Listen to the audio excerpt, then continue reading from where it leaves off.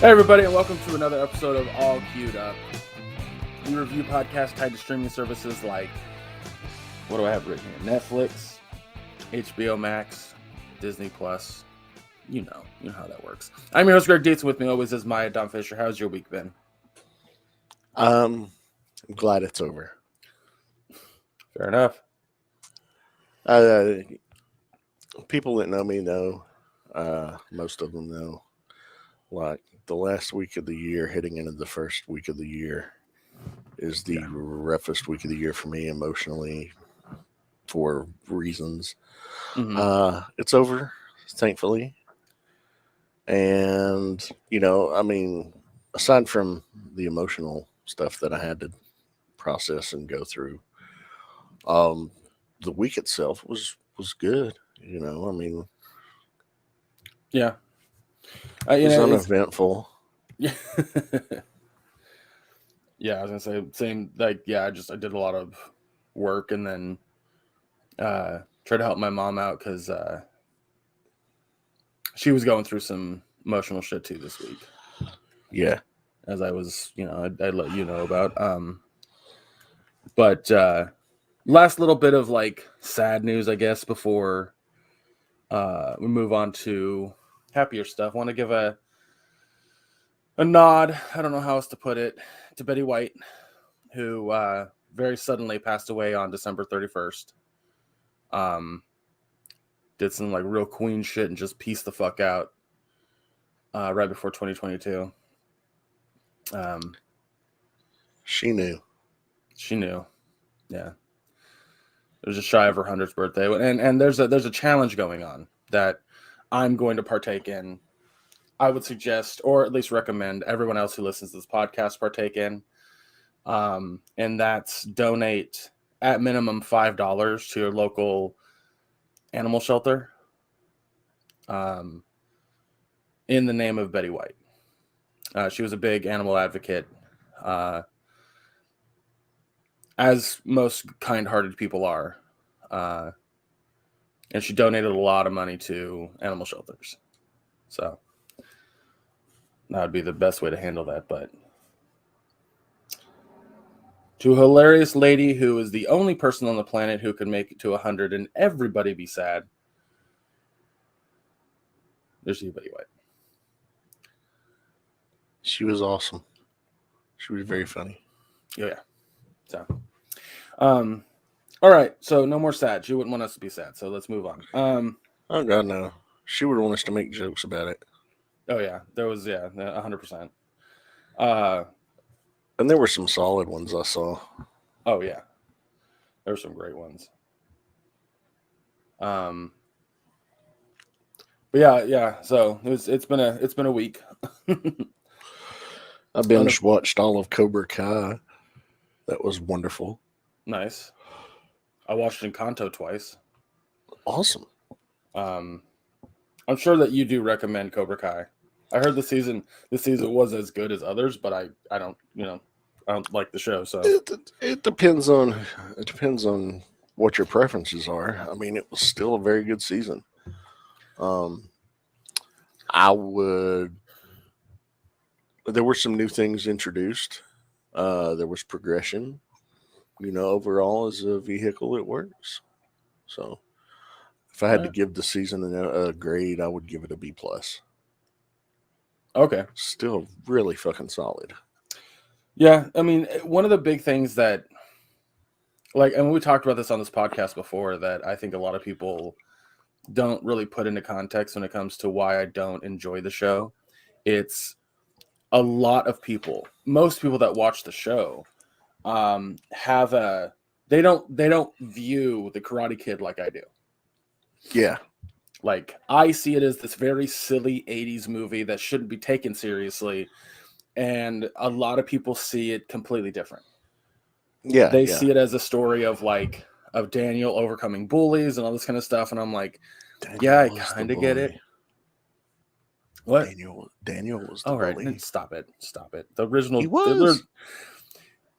The original movie, he was not the bully. That was not how that, like, this is the point I get at. Like, it's a fucking silly movie, and Cobra Kai takes this silly movie and makes it serious, and I cannot get with it. Well, it does poke fun at itself at times. It does. There was actually a scene, you know, uh, Daniel's talking like he's trying to get Cobra Kai banned from the tournament, and he's like, "This guy bullied me in high school. From what I heard, you were the bully." You know, shit like that, little in jokes. I get that. I mean, Yeah. don't get me wrong. Like, one of the things I said about Cobra Kai season 2 was that it did a good job at just making a coherent story. Mm-hmm. But again, like, there's just, I don't know. I like my shit to be silly. I like my shit to be a little bit more less taken seriously, and the show does not take itself less seriously. It's as simple as it gets. So, but that wasn't for me. Which is weird because I feel like I'm the only person who doesn't enjoy the show. I think you're the only person that I've talked to that's watched it that didn't enjoy it. Yeah. And I've come to absolute terms that I am in the minority. Very much in the minority. But anyway, yeah, so before we move on to the stuff, I wanted to mention that like I said, I watched Encanto twice. I highly recommend it. Lin-Manuel Miranda, who wrote Hamilton and Moana. Did you say Hamilton? I might have said it that way. I was trying to remember how to remember the name of it for a minute there. He did Hamilton, and Moana and In the Heights. Also, if you've had a chance to watch Tick Tick Boom on Netflix, which I do plan on watching, or Vivo on Netflix, he did the music for all that stuff too. But he did the music for Encanto, and like, the dude is unbelievably fucking talented. Like, every time he writes a musical, like, the fucking musical numbers are absolutely solid. Absolutely fucking solid. Every time. I don't know how the dude does that with music, but he fucking nails it. Every time. But the other thing I want to point out about Encanto is it's not a story about, like, it's not your traditional Disney story,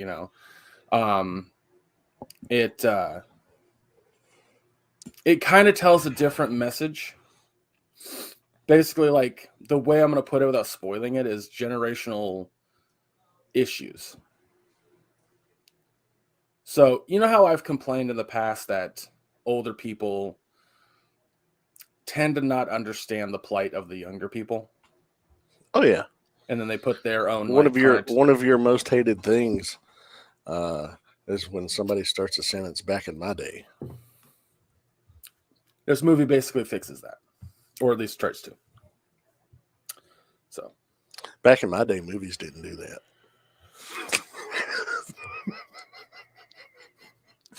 The look. You're trying hard not to laugh.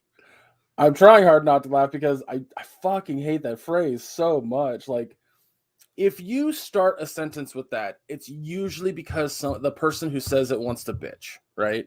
They want to complain about something, like, back in my day, milk didn't cost $2.25 or some shit like that. It's like, yeah, you can say that, but what's the fucking point? If you're just making an observation about capitalism and inflation, great. You just made it, like, but why did you start it with back in my day? Also, if you're in your 30s, stop fucking saying it. You're not that old. It was like 10 years ago, motherfucker. Like, back in my day. What? Back in your day, the cell phones were smaller? Fuck off. Ugh. And then the other one is if you start it with kids these days. These days what? Kids these days are the exact same as they were back in your day? Shut up. The kids haven't changed. Adults haven't changed. Every generation does the same shit where they hate the last generation or the last couple generations or some shit like that. And then the older people hate the new generation. And it's the same fucking spiral of bullshit that we go through every time people decide to fucking have kids. Look what you did, Maya. Got me on this fucking tirade. Oh, I thought you were going to go, look what you did. You had kids. You don't. That's the I'm thing. part of the problem. Having kids isn't the problem. The problem is that having kids and then acting like your kids should act like your generation. That's the problem. You don't do that. You let Madison grow up and be the person that she wants to be and enjoy the shit she wants to enjoy without complaining about it. You just teach her to be a good person and to appreciate the world that's around her and not take it so fucking seriously, which you've done a stellar job at that.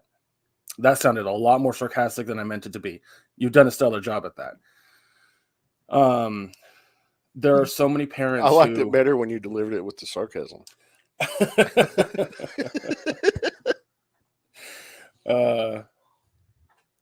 Like, I don't want to be the type of person who doesn't have kids and tells someone how to raise their kids. But I will be the type of person to not have kids and tell you, a guy who's worked with kids, please shut the fuck up about understanding children.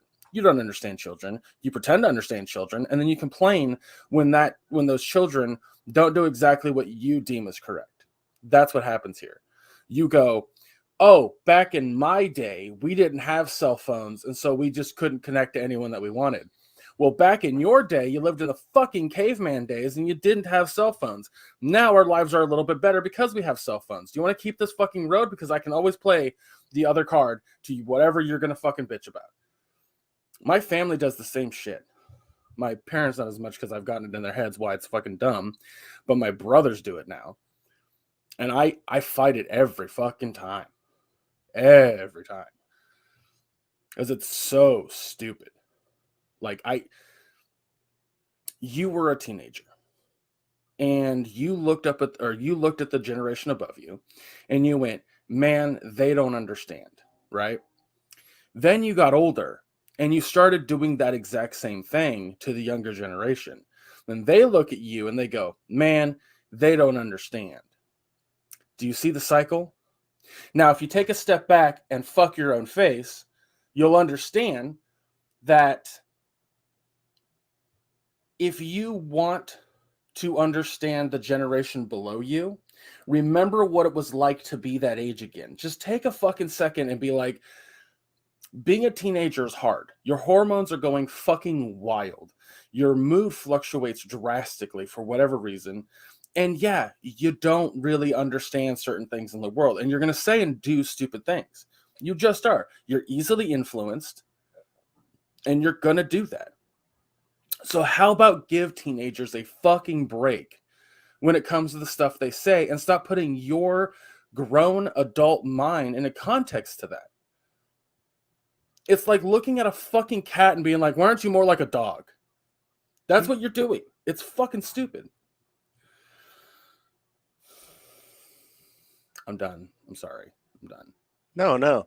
Oh, I mean, I think it's a good segue because it brings up a point which I thought was amusing in the movie that we're going to talk about. Don't Look Up. Yes. I'm not sure what you mean by that, but I'm definitely... Well, there's a character played by Ron Perlman. Yes, okay. Who is very curmudgeonly, a son of a bitch, and is just offensive to everything and everybody around him. And then there's another character in the movie, a general, who's probably even older than Ron Perlman's character. And he's like, he's of a different generation. You know, that kind of thing. Right, like, right.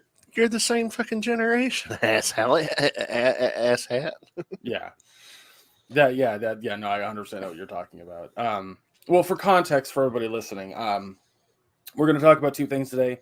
The movie on Netflix, Don't Look Up, starring Leonardo DiCaprio and Jennifer Lawrence. I almost forgot her name. And then we're going to talk about Chapter 2 of the Book of Boba Fett. That's it. That's all we have this week. So why don't we go ahead and dive into Don't Look Up, because holy shit. The synopsis for the movie is written by Adam McKay, by the way, written and directed by Adam McKay. And produced. I'm going to be terrible about names. I remember DiBiase, but that's about it.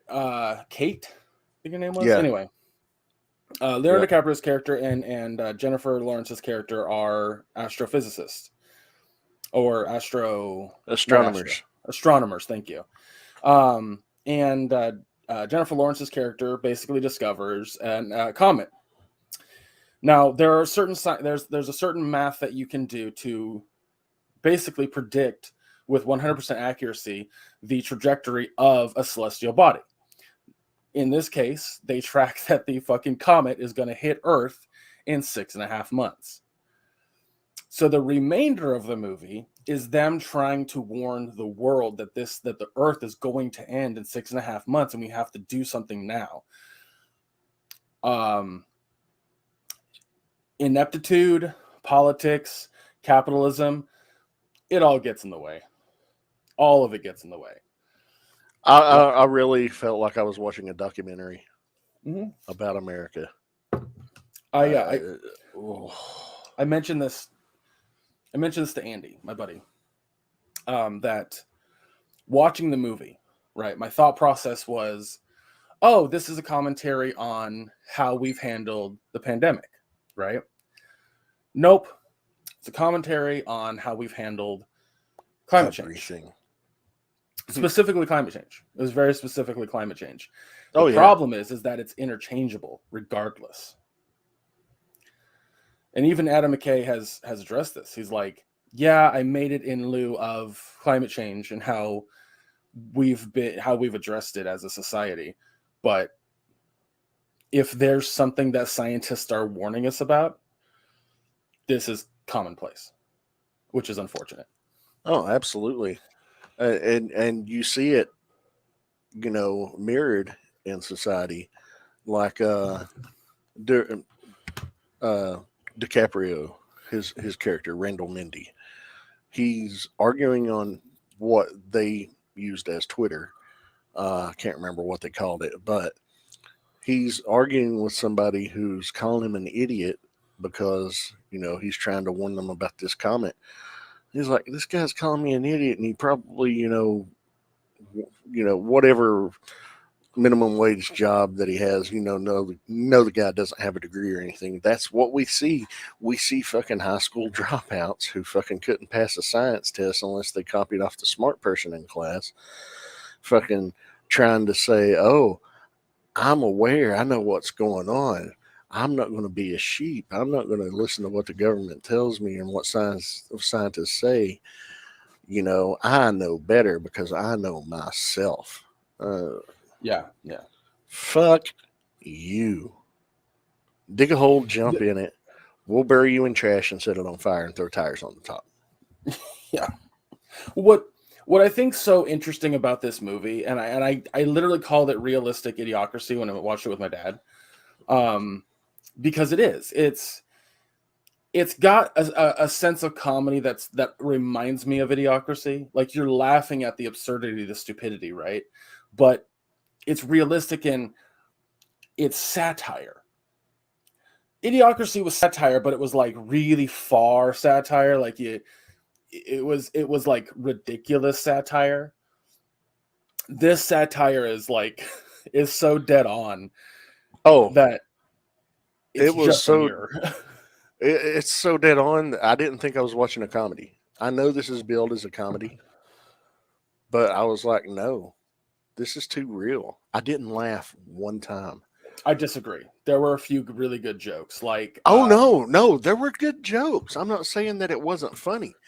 I'm saying that it was so real, I didn't laugh.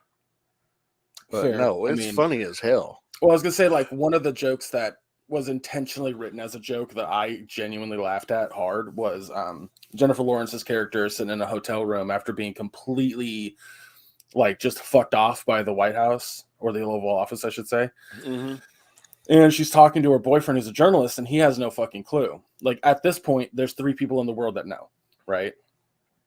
Or at least that's the context that I took. I mean, the other scientists that they work with could have known, but it doesn't matter regardless, moving forward. And they're sitting in a hotel room. She's talking to her journalist boyfriend, and he's all excited about her meeting his mom. And she's not. And she literally says, is there any way that we can schedule this for 7 months from now? Yeah, I want to schedule a dinner date with your mom in 7 months. He's like, this is my mom. Why 7 months? Why so long? And I'm sitting there thinking, because in 6.5 months, it's not going to fucking matter. Oh, so fucking funny. It's funny. But yeah, I mean, it was just like, you know, when I turn on the news or when I look at Twitter or I look at Facebook and I see all the varying, conflicting viewpoints, this movie just holds a mirror up to it and says, "Take a good hard fucking look, Absolutely. because this is how you're being," and it's depressing. It is. It is. I mean, I love a good dark humor, right? I love a good I do satire. too. So I did genuinely laugh at it quite a bit. Like towards the end, when the comet's actually like in the or not in the atmosphere, but it's above Earth, and one of the red hat guys looks up and goes, "The fuck is that? They fucking lied to us." that Yeah, legit made me laugh, but it's accurate. Like that's the fucking crazy. Like you not laughing totally makes sense because every piece of comedy, every piece of satire in this, like we've said a couple times now, is literally just a mirror. And if that is upsetting and not funny, it's legitimately fucking valid. yeah. Like It is. well, like Mark Rylance, I want to give him 100% fucking credit for his character because he channeled every fucking billionaire on the planet for his one character. I don't know how he did it, but he was fucking Elon Musk. What's his name? Amazon. Why am I drawing a blank? Bald, weird, Jeff fucking Bezos. Jeff Bezos. Thank you. I was gonna say Lex Luthor, motherfucker. Tim Cook. Fucking Windows. Oh my god, Bill. Anyway, he channeled all the billionaires into one character, and I was like, you did an amazing job with that shit. Jonah Hill as every Trump kid rolled into one. Perfect. Absolutely perfect. The other small thing I want to point out about like President Orlean, played by Meryl Streep, she was doing her best Trump impression, but never once saying what side of the aisle her character, her president was on, or like saying that they were conservative or anything to that fact. She just was playing an inept president. And what I appreciate about that is, and I'm going to make this as crystal clear as I can, it doesn't fucking matter who's president. This is the shit that's going to happen anyway. Yeah. Like, yes, was it more of a parody on Trump than fucking, let's say, Biden or even Obama? Yes. But Obama and Biden are very pragmatic in being capitalist. They're very pragmatic on making sure that they win over anything else. They're still politicians and will still fuck us over if it means that it's going to better line their pockets. Oh, absolutely. And that was the commentary this movie was trying to make. And make no mistake, you know, Greg and I both lean pretty far left. Yes. Especially like socially progressively. That doesn't mean that, you know, we're not like when Trump was in office, the supporters were like, oh, he's the greatest thing, worshiping this dude. You know what? People say, let's go, Brandon. I just don't care. I say, fuck it. Fuck Joe Biden. I don't care. I don't like the guy. Like say it with me. Say fuck Joe Biden. It's not hard to do. You're not being clever. It just makes me think you're a fucking pedophile. Did I ever play the audio from that TikTok, by the way? You did. You did. Yeah. Oh, my God.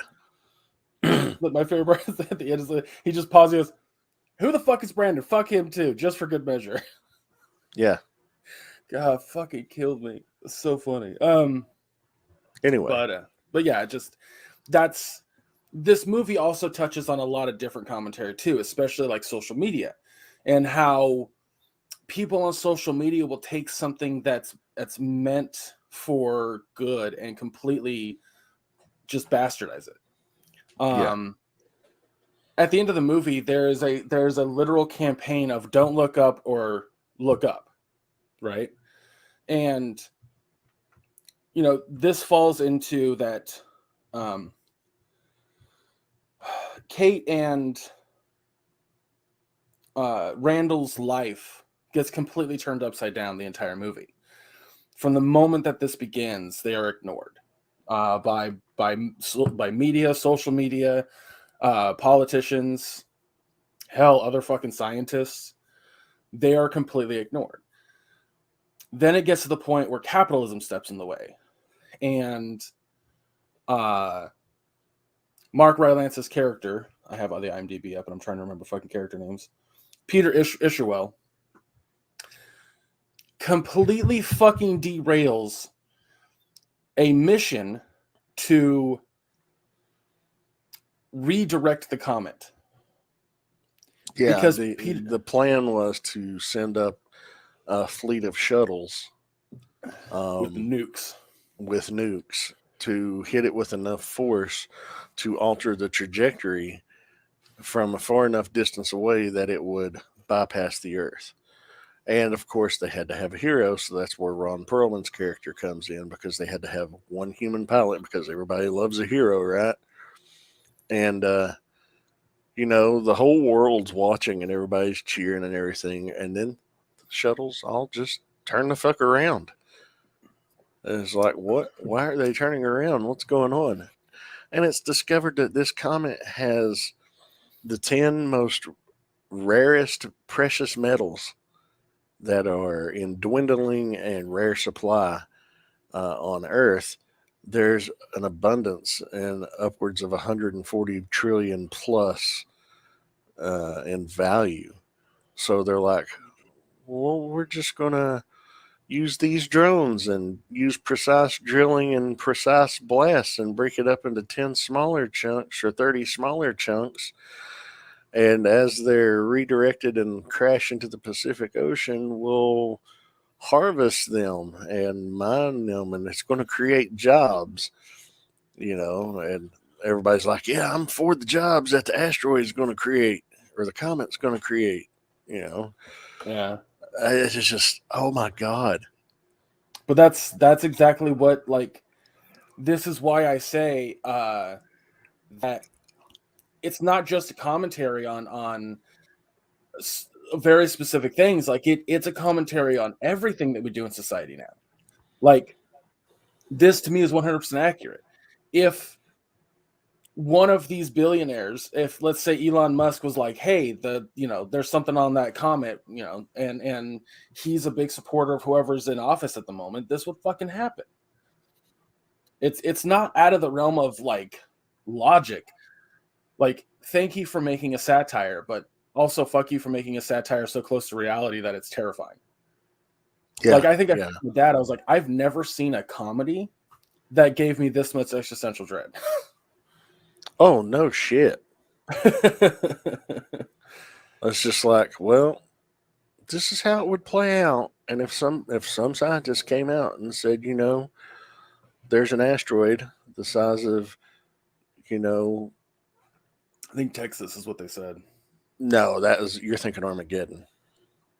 I might be, but yeah, it was 10 kilometers wide. It was. They said anywhere between 5 and 10, and it turned out it was 9.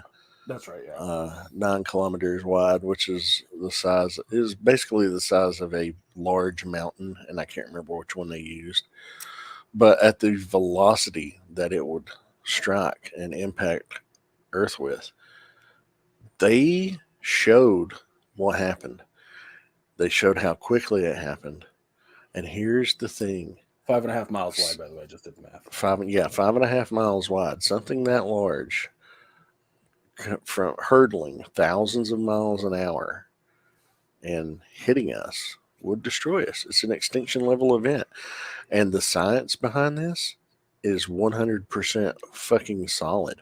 Scientists have come out and said, yeah, this is exactly what would happen. And the craziest part The craziest part about that, by the way, Maya, is, and I think I said this to you in the text message, but uh, um, actual climate scientists have come out and said that watching this movie was depressing for them because they've literally experienced this. Whether it's the morning show, the politicians, the billionaires, they've experienced this. Oh yeah, absolutely. It's like they have PTSD because of it. This movie was giving them flashbacks and shit. Yep. It's horrible. And so Yeah. I mean, what happens? The Earth gets fucking destroyed. Everybody gets killed, with the exception of. I did tell my dad. I said, if this movie ends with like Isherwell's fucking system to break apart the comet works, I'm gonna be disappointed. This movie needed to end with the Earth being destroyed.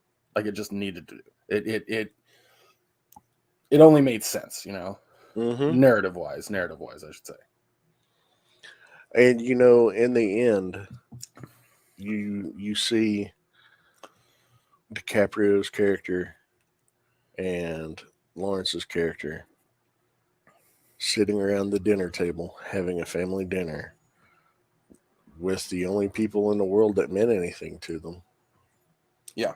And they all went out together holding hands and having dinner together and a peaceful evening.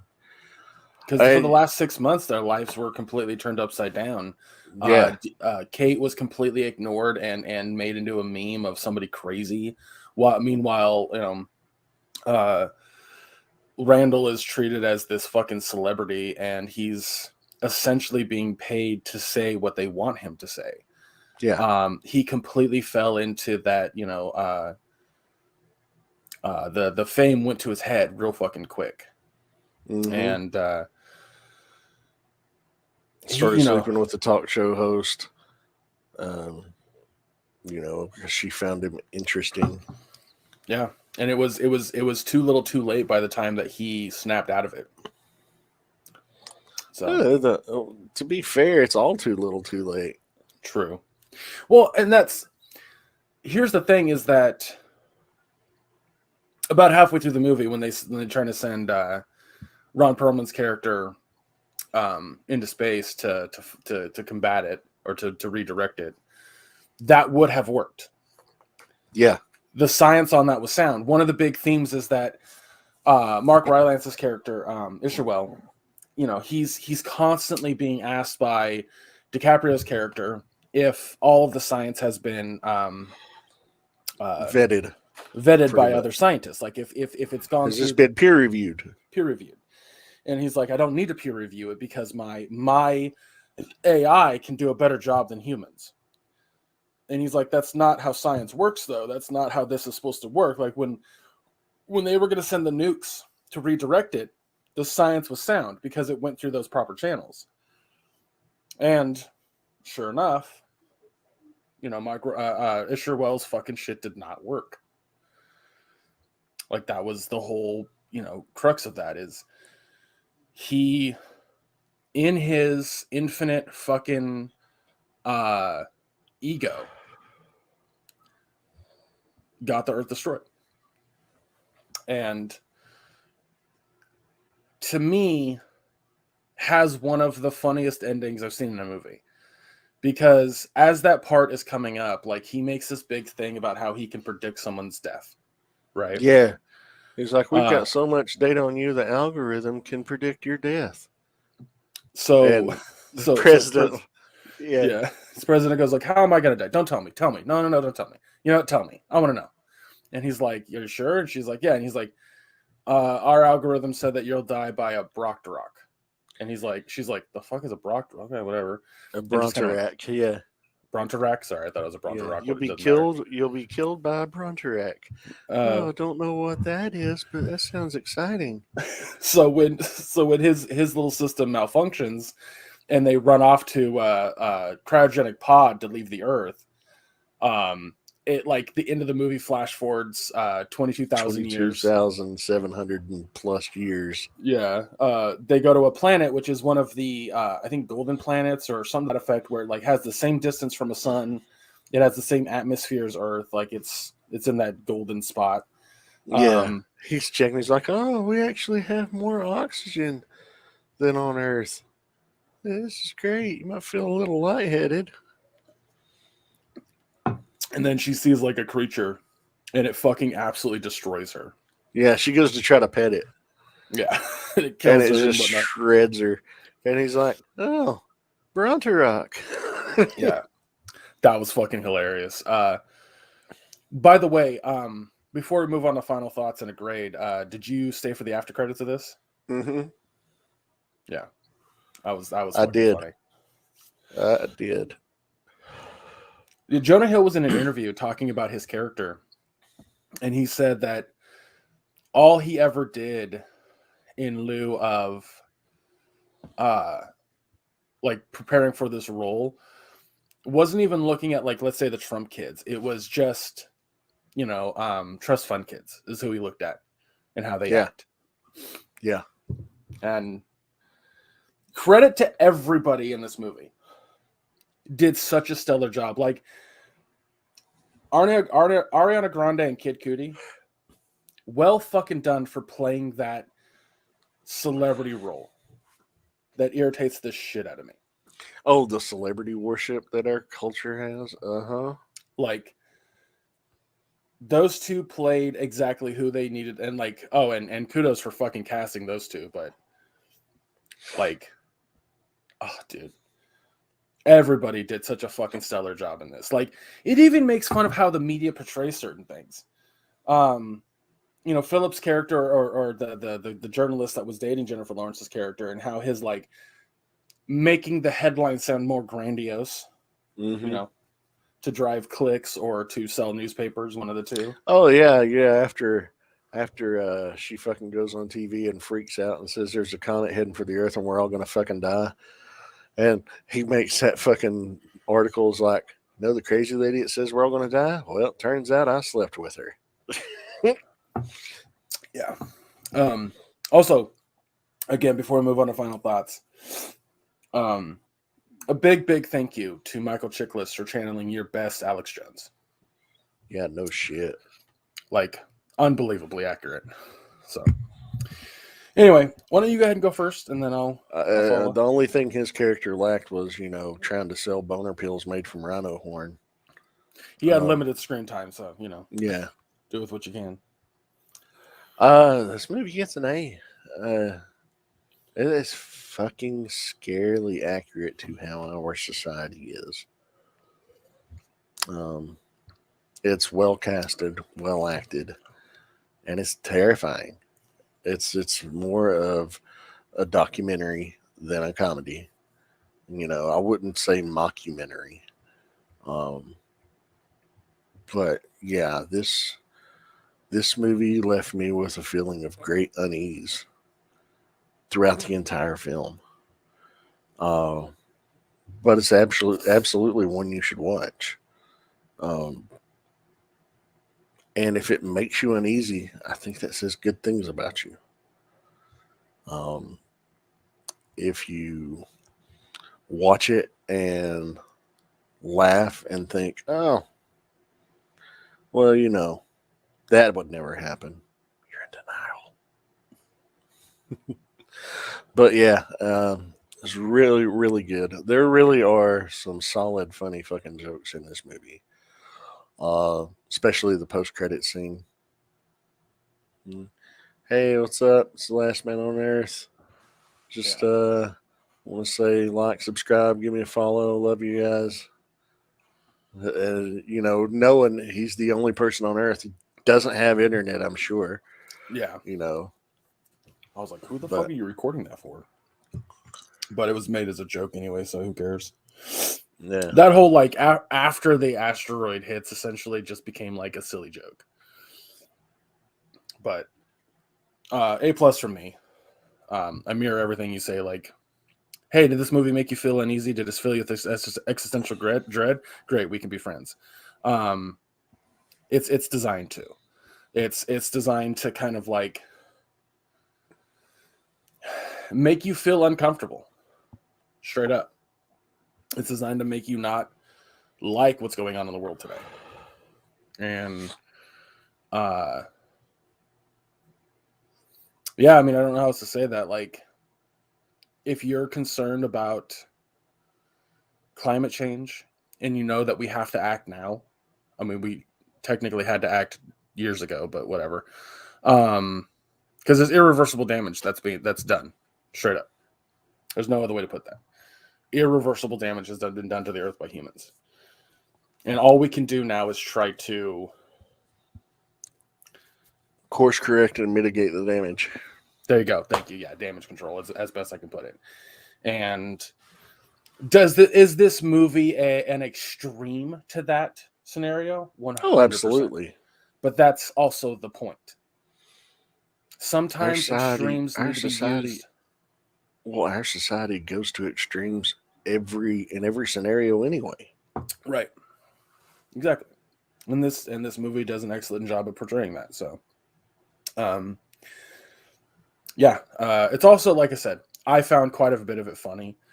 Like, one of the jokes that I thought was so funny was Kate's character could not let go that a 3-star general was charging them for free snacks. Yeah. Charged them $10 a piece for a bottle of water and a bag of Cheez-Its. Fucking, like, hilarious. Absolutely fucking funny. There's a few things here and there like that are really genuinely funny. But, yeah, I can't recommend it enough. It's incredible. So, but yeah. So let's go ahead and move on to something a little less heavy, I suppose.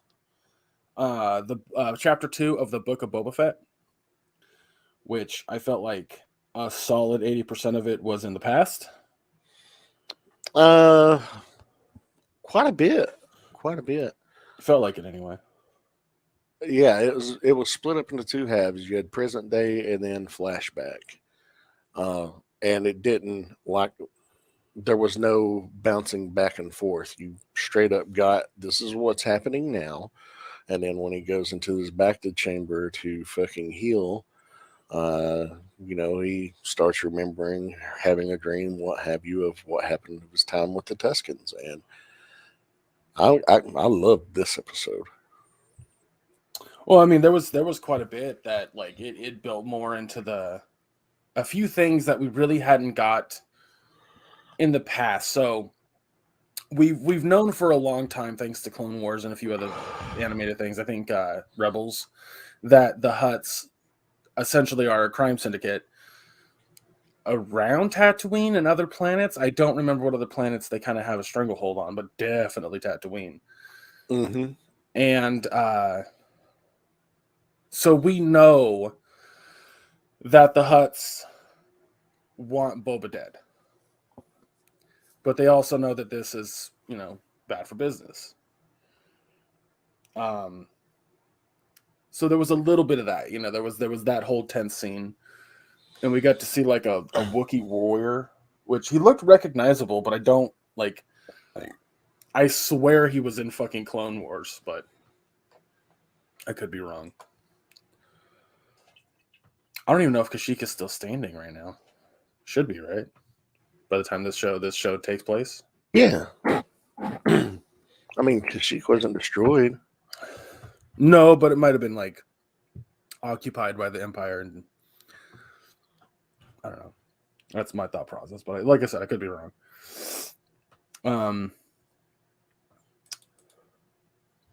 But yeah, the majority of this episode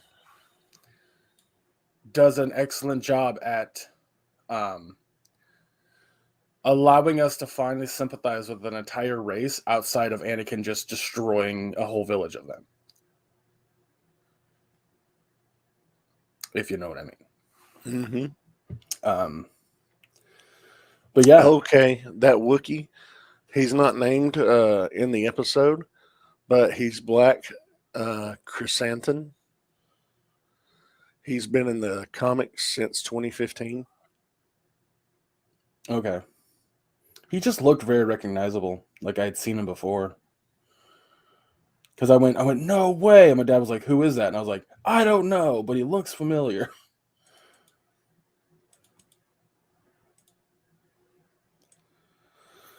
But yeah, so yeah, it's a lot of Boba Fett surviving essentially via the Tusken Raiders. I mean, you have to keep in mind he just survived the Sarlacc pit. He has all these scars on his body.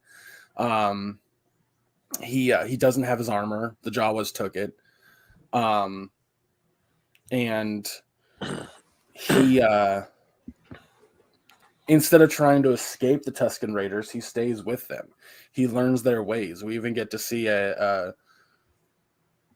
whole like vision trip situation at one point in this, and it's fascinating. You know, like it puts this context, like because the Star Wars movies make the Tusken Raiders just look like fucking Savages. barbarians. Yeah. And they're not. They're a little bit more civilized than I think any of the films or other TV shows have really give them credit for.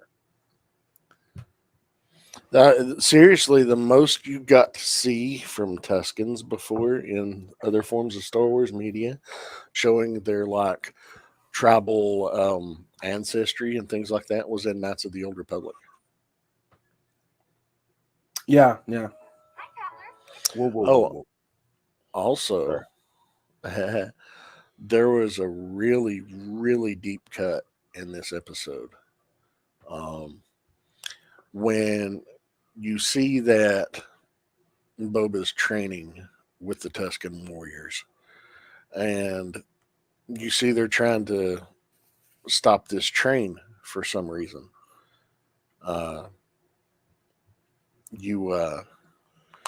And he's like, "Look, I can stop the train. Let me go out, give me a stick, give me a rifle, let me go out. I'll be back by morning. I can stop the train." And he goes to a cantina where there's a swoop gang that are outside and they're harassing the patrons. Those two characters, the human characters that were being harassed in there, are characters from A New Hope, from a deleted scene where Luke actually goes to Tashi Station to meet with Biggs. That's Luke and Biggs' friends, Cammy and Fixer. Oh, wow. Yes. Wow. That is a deep cut. A very deep cut. How did you figure that out? I'll send you the link. It's on cnet.com, actually. I was looking at an article looking at some of the Easter eggs. I'm seeing if they're credited as such, because that's wild. I didn't catch the names in the credits. I didn't think anything of it, but now I'll have to look. Can I ask you a question, by the way? Yeah, Cammy and Fixer, right there. They're credited as such. Unreal. Wow. Why are Twi'leks always hot? Always. Can you answer that question for me? Well, this one's played by Jennifer Beals. It doesn't. I mean, that doesn't necessarily answer my question, but I don't know, but they are. Every fucking time, I'm like, all right. Every one of them. Anyway, I had to Google the word Twi'lek, and it's immediately just images of hot Twi'leks. I don't understand. But so I've really liked the train heist. That was it awesome. was fun. That was a lot of fun. Like, he comes back with these speeder bikes, these swoop bikes from fucking after taking care of the biker gang, who had that weird like Tusk logo. Mm-hmm. Which we were trying to figure out last week why we even needed to see that, but that it now tracks to this episode. Yeah. And it shows him. He's like, "This is my gift to you. I'm going to teach you to ride these, and then we're going to stop the train." And all credit to both for trying to communicate to an entire race of people who don't speak the same language. Yeah. Like, that's a difficult fucking task on its own. I really enjoy the character development we are getting with Boba Fett. Yeah. You know, before the episodes that he appeared in The Mandalorian and before this series, Boba Fett was just a cool looking nobody who got eaten. They're making him into a character that you can really get behind and latch onto and become a fan favorite outside of just looking badass. You know, he's there's becoming worthy of that. Yeah, he's becoming worthy of the praise that he has only received for the past 40 fucking years. He's just now becoming worthy of it in his actions in this series. It's very cool. Yeah, I wholeheartedly agree.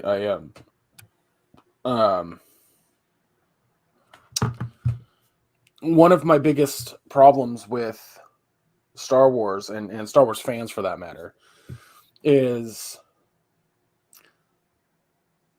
the absolute defending of something that doesn't need defending, right?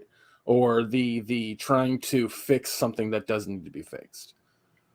And something that I really appreciate, like what they're doing right now with these characters that Mandalorian has done, that now Boba Fett is doing, is kind of just like Boba Fett isn't a god. He isn't super fucking skilled.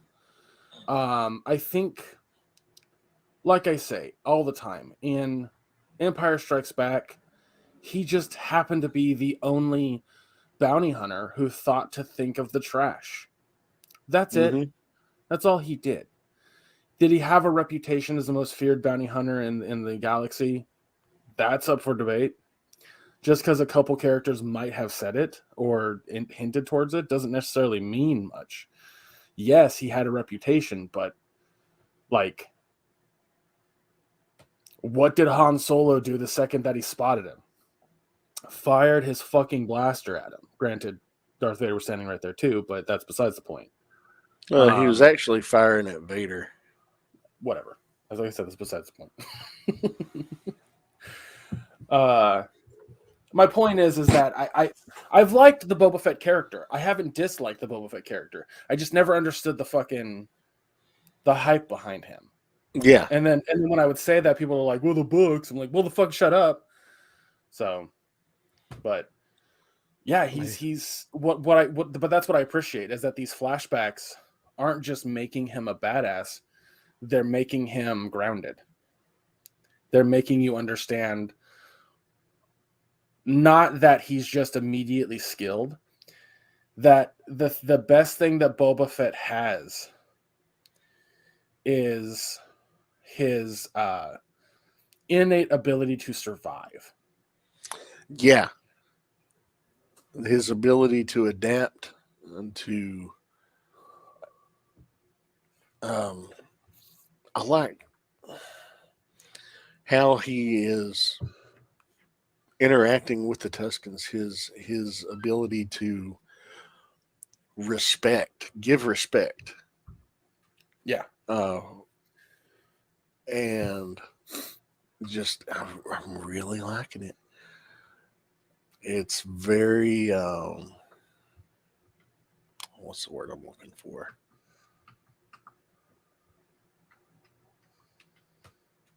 It reminds me of like old school kung fu movies, in the respect where you have an outsider come into another culture and learn the ways of that culture and become accepted by that culture. You know, it's very much this in that regard, crossed with a Western. Yeah. crossed with a gangster movie. Yeah, I completely agree. Like one of the core things about this show that's so much fun to watch is and kudos to, I can't remember the actor's name who plays Boba Fett. Tamura Morrison. Tamora Morrison. Like, you aren't playing just a stoic badass. There's this sense of like of Boba Fett still kind of feeling like, I don't know what to do without my dad kind of attitude, you know? And I don't know, like, he's just doing such a fucking stellar job at all of that. So I don't know. I don't know what I'm trying to say here. I really appreciate his portrayal. I really appreciate how they're taking the character, making him badass, but also like, I guess I would say it in this regard. It kind of reminds me of watching an action hero character who takes damage and says "ow." Yeah, You know? yeah. They're definitely portraying him as a more sympathetic character than you ever would have thought.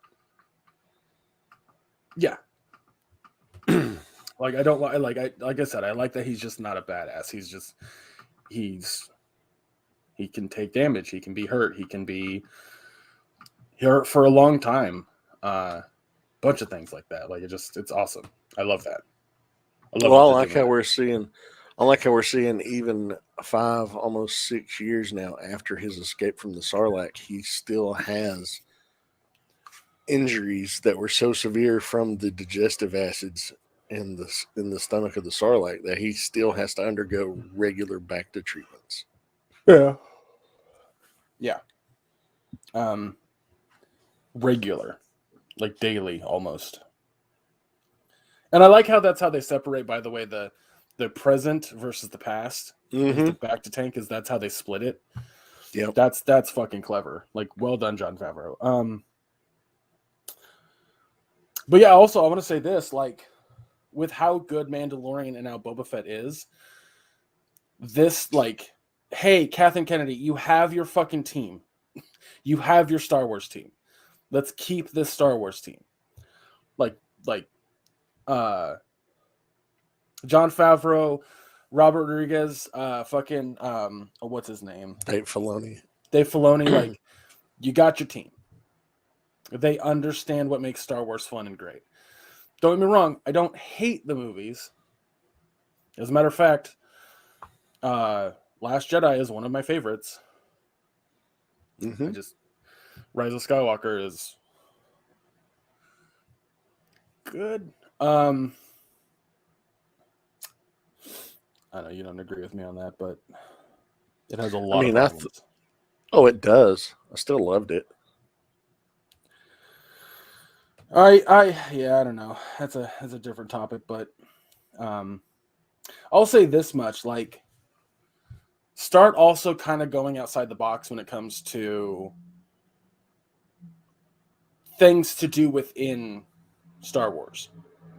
Like, have you watched Star Wars Visions yet? I have not. It's fun. It's just fun. Yes, is it none of it canon and some of it not make any sense in regards to Star Wars lore? Yes.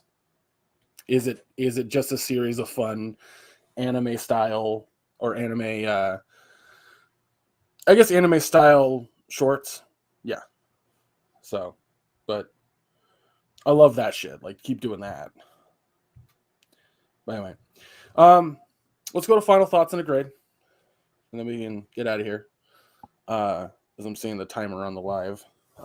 Yeah, we've been going an hour. I've got therapy in 90 minutes. Yeah, so 85 minutes. So yeah, I'm gonna give it this episode a solid B plus. I think that that the Tusken Raider stuff was really good, but also, like, it felt like an hour. This episode felt like an hour, and I think that Well, it was an hour too. So that's my point. Is last week did not feel as long as this week did. Like, it didn't drag, but it also didn't. It didn't seem to move at a pace that made me go like, oh man, an hour passed? Damn. Like it felt like an hour had passed, you know, which is like watching other things. You can kind of get lost within it. And then you're like, oh my God, time passed. And I didn't even pay attention. So, you know exactly what I'm talking about.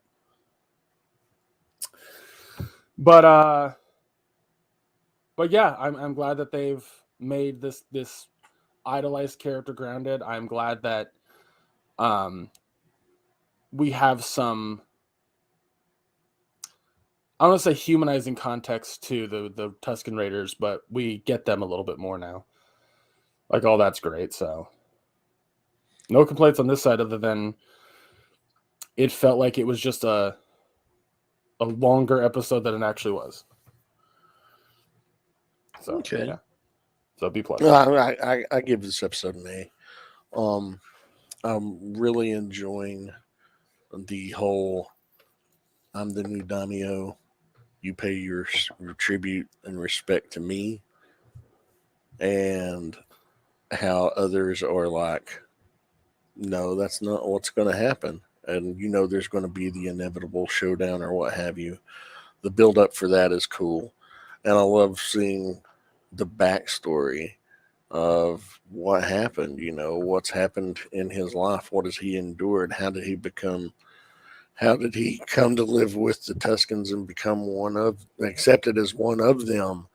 You know, how did he make his way to present day? I'm really enjoying all of it.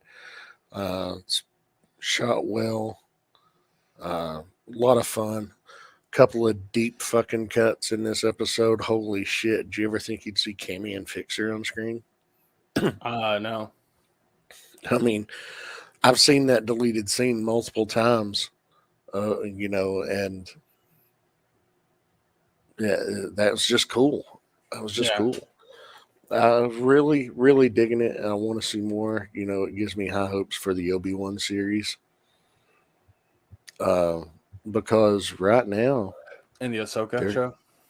and the Ahsoka show, yeah. Right now, you know, they're nailing it with their live action shows. Mm-hmm. So, like I said, you know, she's got her team. Absolutely, absolutely. I'm a fan of what they're doing, and I want more. I think that this show is definitely going to do something different than Mandalorian, where like every episode of Mandalorian felt like a solo episode that just kind of moved the plot a little bit, but this show is 100% plot. And I feel like after the show is over, like everything is going to come full circle, and it's going to be great. It's just going to take time to get there. It's going to take 7 episodes exactly. But yeah, so that's going to do it for us this week, guys. You got 2 things. You got to go watch Don't Look Up. You have to go watch Don't Look Up. That movie's outstanding. And if you're not watching Boba Fett, what are you doing listening to this podcast? Like, we're big Star Wars fans over here. But yeah, next week, guys, we're going to be talking about chapter 3 of the Book of Boba Fett. We don't have anything else lined up. We might just have it be an uninhibited after we talk about Boba Fett, which is totally possible. But if we do add something, we'll mention it on the social medias, which are listed down below. Or at least we'll try to remember to do that. We're both not great about getting that done. But also, I'm especially not great at it. I just have to remember to do it. I get like, I'm like, ooh, let's watch this thing, and then I just never let people know. But yeah. So follow all the socials, like I said, listed down below. That's where you can contact us as well. Check out the Teespring store. We have a new shirt design, and whatever else they sell there. If you buy You're something, going to actually have to look at it one day. Yeah, that's my problem. Well, I said shirt design because I couldn't remember if that design goes on any other types of clothing. I know they sell t-shirts. But yeah. If you guys buy something from there, let us know. We'll give you a quick shout out. Send us a picture. We'll post it on our social medias, our Instagram and Twitter and whatnot. If you want us to, that's up to you. But yeah, or just let us know. We'll say thanks. we really appreciate the thought that goes behind it. Buying something with our faces on it. Also, go to the YouTube channel. Give it a quick follow and a like. If you listen to this on a different podcasting platform, which there's a lot, so it just helps And us we're out. on a lot of them. Yeah, no shit. But yeah, it just helps us out. Helps us, us grow and whatnot. So that's why we mention it every week. Other than that, Maya, where can folks find you? You can find me online on Facebook under my name, Maya Don Fisher. It's a public profile, so if you want to shoot me a message, discuss things that we talk about on here, more than welcome to do so. Just don't be a creep. Don't be creepy. I've had that happen. It's weird. If you want to follow me on Instagram or Twitter, those are linked to my Facebook profile. You can click and follow from there. Other shows you can catch me on the Realm of Collectors YouTube channel on every other Wednesday on a show called Figure Bangin'. It's a live action figure review show, primarily looking at Transformers, as we go through everything that entails the figure transformation, accessories, articulation, thoughts on it and all that, and make jokes and interact with the chat. It's a fun time. Alternating Wednesdays, I can sometimes be found on Shelf Gravy, which is a do-it-yourself, build your own diorama or customize an action figure or paint various projects, and give advice on techniques and interact with the chat there. It's a fun, nerdy time. So check that out. And that's at 9 p.m. on Alternating Wednesdays, Shelf Gravy. And that's me. That's everywhere I'm at. What about you, Greg? You can follow me under all socials under Chub Rock Geek. You can also follow me through the Mission Start podcast, which I do with Anthony on occasion, like every 3 months or so, where we talk about video game stuff. There's a new episode out about the Video Game Awards, if that interests you. But that's Mission Start podcast or Mission Start Tubes on the YouTube channel. We also have other content between him and I that we don't do together, but whatever. It's all video game based. So if that interests you, check that out. But yeah, that's it. That's all we can find me. Also go follow my Twitch, twitch.tv/ChubRockGeek. We tried to do a New Year's Eve stream. It was fun, but nobody showed up. And I get why. It's New Year's Eve. Like, why are you coming to a Twitch channel on New Year's Eve? But I didn't even think about that when I scheduled it either. I was just like, this will be fun. Not realizing that no one's going to show up. But thank you to Sean and Sheena for showing up, though. Even if it was for just 2 hours. We had fun. Yeah, we had a good time. But yeah, follow the Twitch channel because when we do go live with more Jackbox in the future, that's where you'll be able to play along and hang out. And it's free to you. You just, go onto any browser, grab your, play along with us. Watch on Twitch, play along on whatever browser you got. It's fun. It's a good time. But yeah, that's it. Again, chapter 3 of Book of Boba Fett. And if we add anything else, we'll let you know on the social medias. But thank you so much for listening, everybody. We really appreciate you. We'll see you next week. Take care, everybody.